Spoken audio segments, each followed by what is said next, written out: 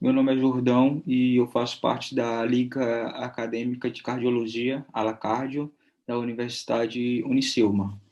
E eu estou aqui para conversar um pouquinho sobre valvopatias, né?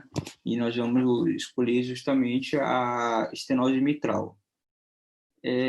Para a gente entender como funciona a fisiopatologia da estenose mitral, primeiro nós vamos ter que entender um pouco da anatomia do coração, a fisiologia do coração e a sua semiologia. Com relação à anatomia do coração, nós temos dois átrios, um esquerdo e um direito. São dois ventrículos, um esquerdo e um direito. Separando o átrio esquerdo do ventrículo esquerdo, nós temos a válvula mitral e a saída do ventrículo esquerdo, a válvula aórtica. E do outro lado, separando o átrio direito do ventrículo direito, nós temos a válvula tricúspide e a saída do sangue do ventrículo direito, nós temos a válvula pulmonar. Entrando na fisiologia do coração, nós temos dois momentos, que é a diástole, que é quando o sangue é ejetado para os ventrículos, certo? E a sístole, que é justamente quando o sangue é ejetado dos ventrículos para a pequena circulação e para a grande circulação. Sobre a semiologia do coração, nós vamos ter as ausculta, né? Aí tem os focos, tem o foco mitral, que é esse, o foco aórtico, o foco pulmonar e o foco tricúspide. E quando for realizar a ausculta, normalmente se segue uma sequência, começando pela mitral, depois vem a aórtica, depois vem a pulmonar e terminando na tricúspide. Na ausculta a gente escuta as bulhas, né? A B1 é quando nós temos o fechamento da válvula mitral e tricúspide, e a B2 é o fechamento da válvula aórtica e pulmonar. E entre um momento e outro nós temos a diástole, que é o relaxamento do coração. Também pode ser escutado a terceira bulha, que ela é a sobrecarga de volume, e também podemos fazer a escuta da B4, que é a sobrecarga de pressão. Lembrando que é muito difícil você conseguir escutar B3 e B4. Você tem que ter um ouvido muito treinado para poder fazer isso. Aí, agora sim, a gente pode entrar nas valvopatias. As valvopatias mais frequentes que ocorre é a sístole e a aórtica. E também são as que mais têm maior déficit no corpo, que causa maior prejuízo. Sobre as valvopatias, ela segue um estágio de progressão, que pode ser classificado em A, B, C ou D. No estágio A, é justamente quando o paciente ele possui fatores de riscos para a valvopatia.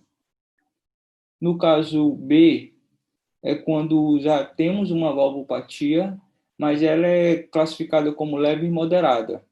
E também tem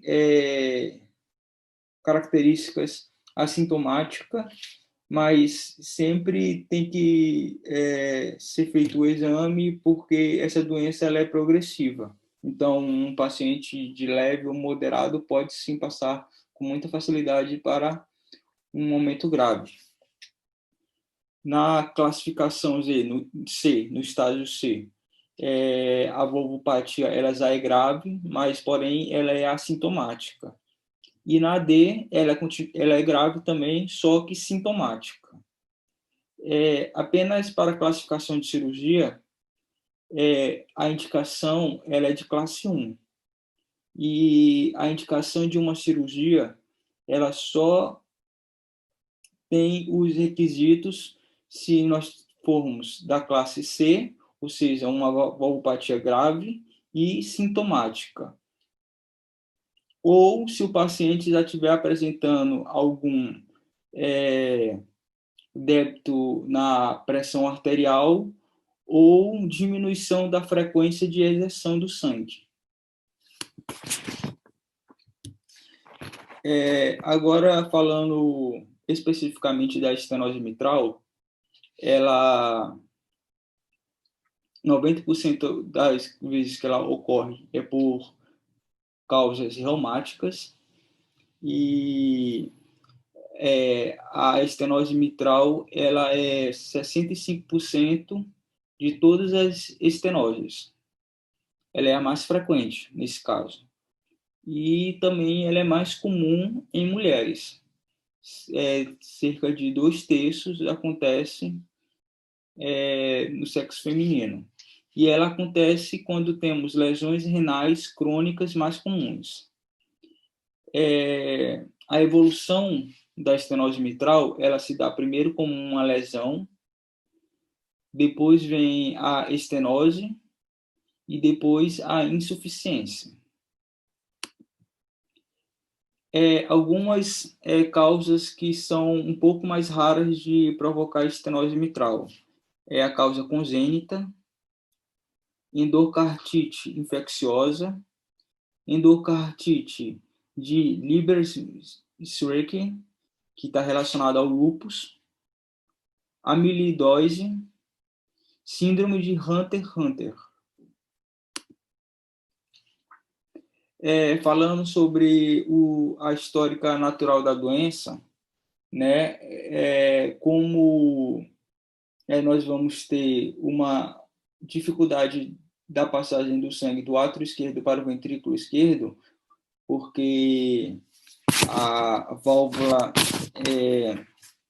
vai estar um pouco mais fechada, né, impedindo a passagem do sangue, nós vamos ter um aumento do átrio esquerdo. Ele vai aumentando. Você vê aqui nessa imagem que ele está menor e aqui ele começa a aumentar, a se dilatar, o que vai provocando uma congestão pulmonar, porque o sangue está vindo do pulmão através das veias pulmonares, só que ele não está conseguindo passar por o ventrículo, e aí ele começa a se acumular no átrio esquerdo, assim dilatando a parede do átrio esquerdo. E aí isso vai provocar um aumento da congestão pulmonar. O quadro clínico, o paciente vai apresentar uma rouquidão, que é provocada pelo síndrome de Ortner, e uma disfasia, além de uma fibrilação. E com relação à congestão pulmonar, o paciente vai ter uma dispneia que piora com o esforço. Agora, com relação à gravidade, né, da evolução da doença, como a gente falou na escala leve, moderada e grave, nós podemos aqui citar quantos centímetros do átrio começa a se dilatar, de 1,5 a 2,5 centímetros, e aí depois passa de 1 a 1,5, e na grave chega a 1 centímetro. E também vai aumentando o fluxo dentro do sangue. Na leve, na média, é de 5 miligramas, na moderada é de 5 a 10, e na grave chega a 10. Espero que tenha ficado um pouco mais claro esse assunto de estenose mitral. Obrigado.